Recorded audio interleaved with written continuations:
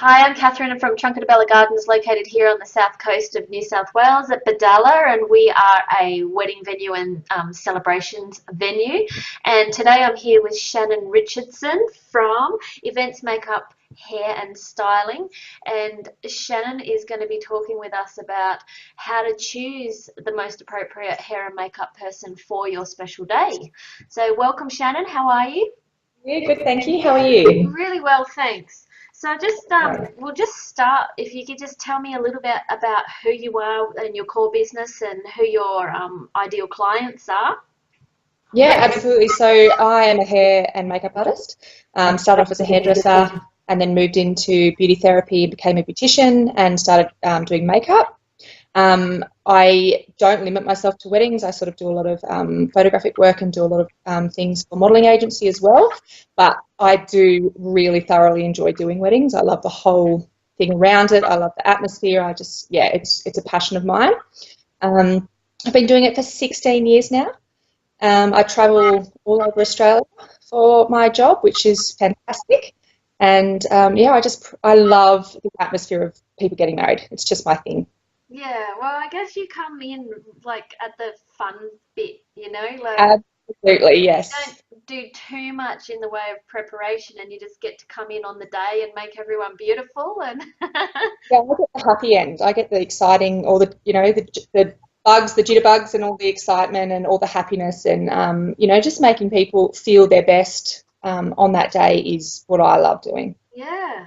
Awesome. All right. Well, so we'll start by asking if I was to be the one getting married and I'm thinking about, okay, so I've got to find myself a hair and makeup artist, um, what is it that I need to consider when I'm looking for that particular person or Yeah, persons? There might be more than one, maybe. yeah. So that's the thing. It depends on how many people you have in your wedding party or your function, whatever you're having. If you need a makeup artist and a hairstylist, or you want somebody that can do both. It's pretty hard to find somebody that can do both. But I specialise in that because it is something that I really enjoy doing. But if you have a bridal party of more than six, you generally need more than one person. So you need to count that into your cost as well. So if you're booking two separate makeup artists and a hairstylist, your cost is going to go up because they're going to charge you those costs separately, and plus probably having a destination wedding is going to be travel fee and stuff involved in that as well. Yeah. Um, the other thing you need to consider is you need to makeup artists that are really good book out really quickly, and same with hairstylists.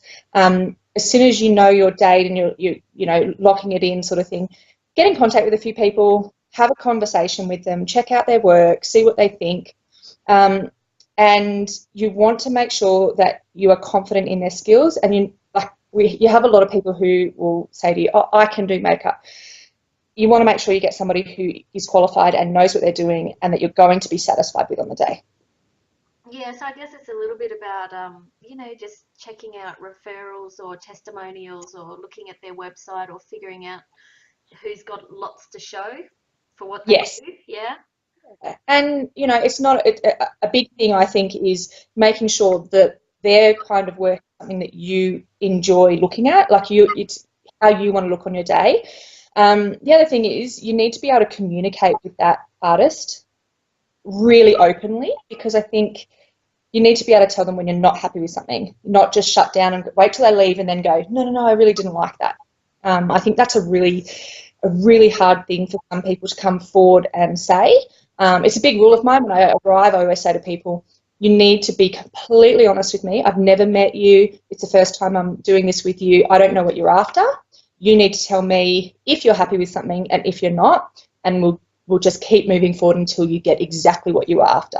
So in relation to that, um, what happens, like there are always going to be different types of clients that you would deal with. So there's going to be those that who totally know everything they want, right down to the shade and the color and even maybe the brand of makeup, and they're going to tell you that that's what they want. And then you've got these people who go, just make me look beautiful, and I'm not sure what that means. So how do you Yeah. help them get really clear, or how do you, if you've got someone who really is very specific, how do you work with that? So that's the other thing you've got to have communication with somebody is, don't have these expectations that you're going to look like somebody who's on an Instagram picture that you've screenshotted. You have different coloured skin, you have different facial shape, you have lots of different things. Same with hairstyling. You may not have the same thickness, the same length. They're not always going to look exactly the same. You have to be prepared to have a little bit of leeway and not be disappointed in the fact that you just need to look the best version of you, not trying to look like somebody else.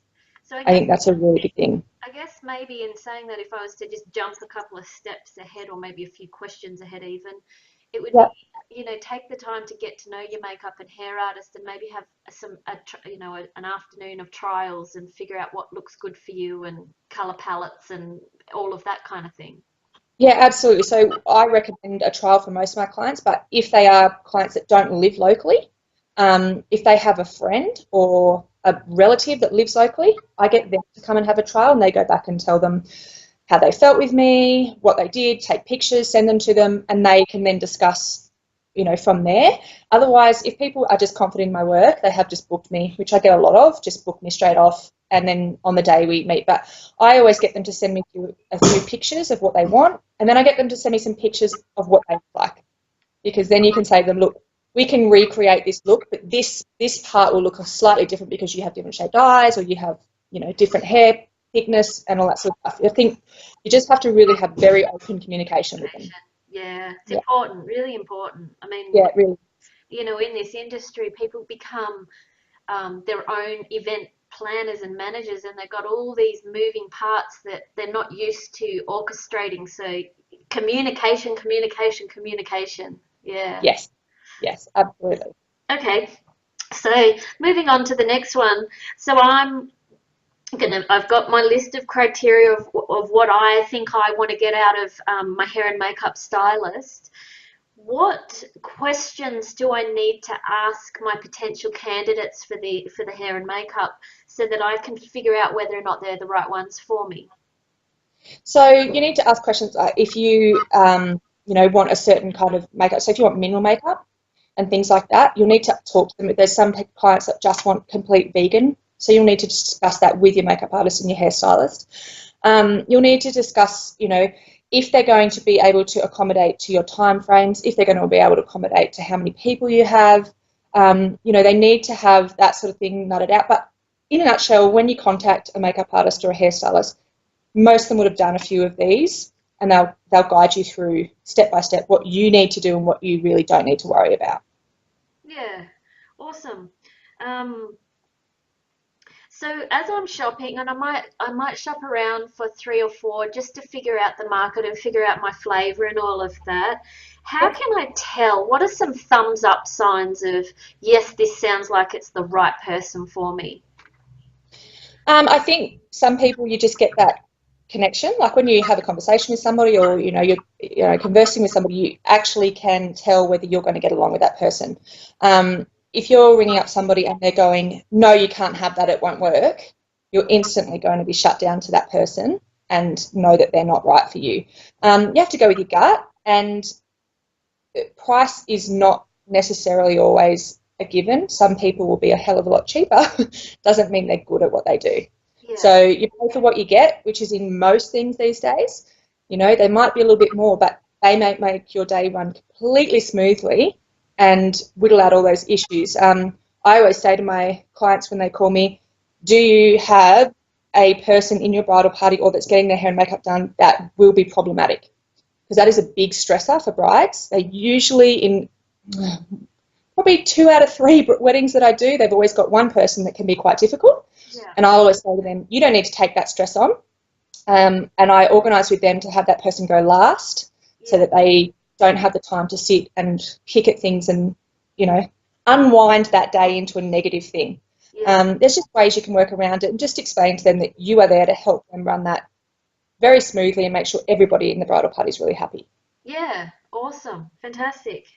And I guess that pays to have someone, a hair and makeup stylist who's got that level of confidence and experience that can say, you know what, we're going to pop that person last. It'll just make it run so much smoother for everybody, and she won't even have time to worry about it all. Yeah, and if you're a really difficult bride, I usually say to them, tell them that they don't need to be here first thing in the morning when you're getting up, because there's a couple more people to go before them. Have a bit of a sleep in, or send them on an errand, and then when they come in, it's their turn, they get done, their last get done, they get straight away have to go and get dressed, and then they're off. So there's not a lot of time for that, frustration and anxiety to build up for the bride. Yeah. Awesome. I like that. Yeah. I like that. So, in saying that, oh, well, we've kind of covered this because we've done a lot of talking, but I'll ask the question anyway.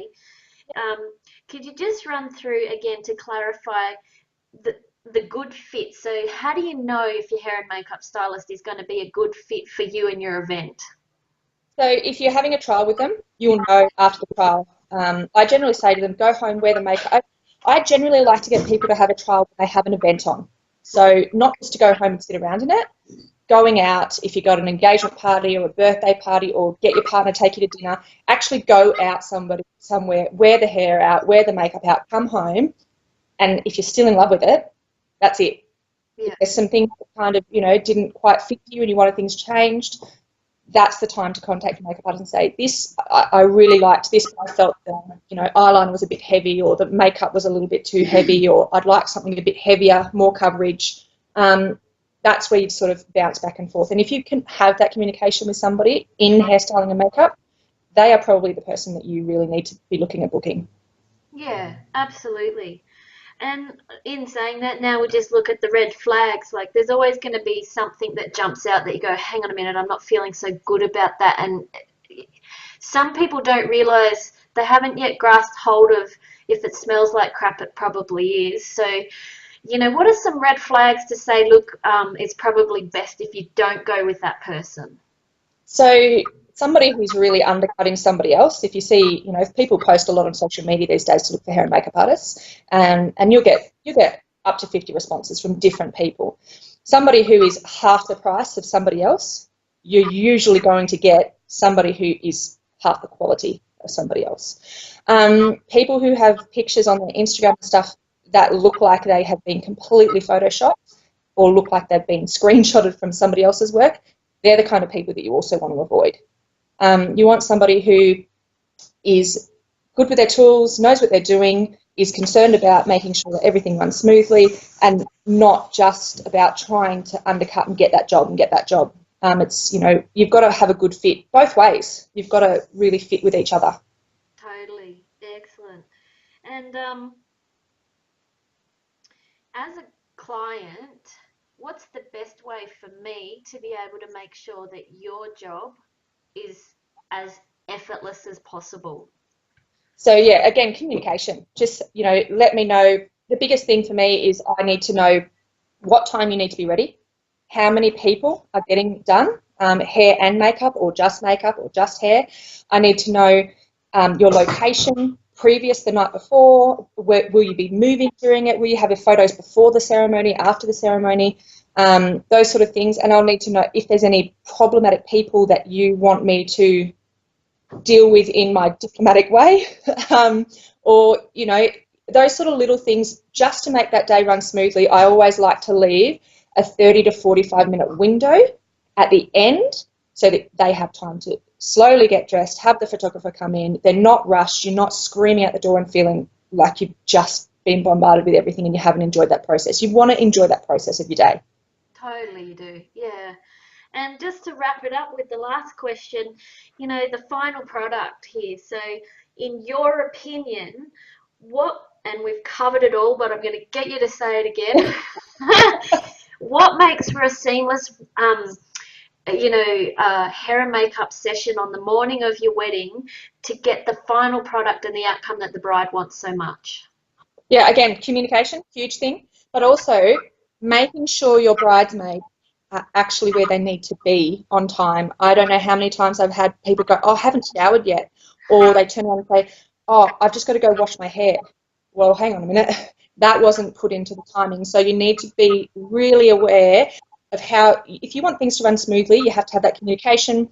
I'll give you a breakdown, the week before, saying who's going when, how long it's going to take, where they need to be, and you'll need to accommodate around that. And, we can't always stop for you guys to have lunch or all that sort of stuff, which has, been an issue in the past with some people. If we're booking those times, we have to keep running through to make it smooth. Totally. I guess it's really stating the obvious in a way. It's like, getting your kids ready for school in the morning. Have you got your shoes and socks on? Have Yeah. you brushed your teeth? Have you been to the toilet? Like, Yeah. all these things that as adults we take for granted that people will take care of, but in the fantasy and the whirlwind of, oh, we're getting married and oh, we're bridesmaids, it's like, oh, I didn't wash my hair yet. Yeah, and it is, and I think people's emotions are generally running high. Yeah. And you'll have that anxiety as much as brides go, oh, I'm really fine, I'm really excited. There is always those little butterflies underneath of that nervousness, and they may, I found it a lot with some people. They'll snap when they don't mean to be, and then people get offside, and you really have to be able to diffuse those situations.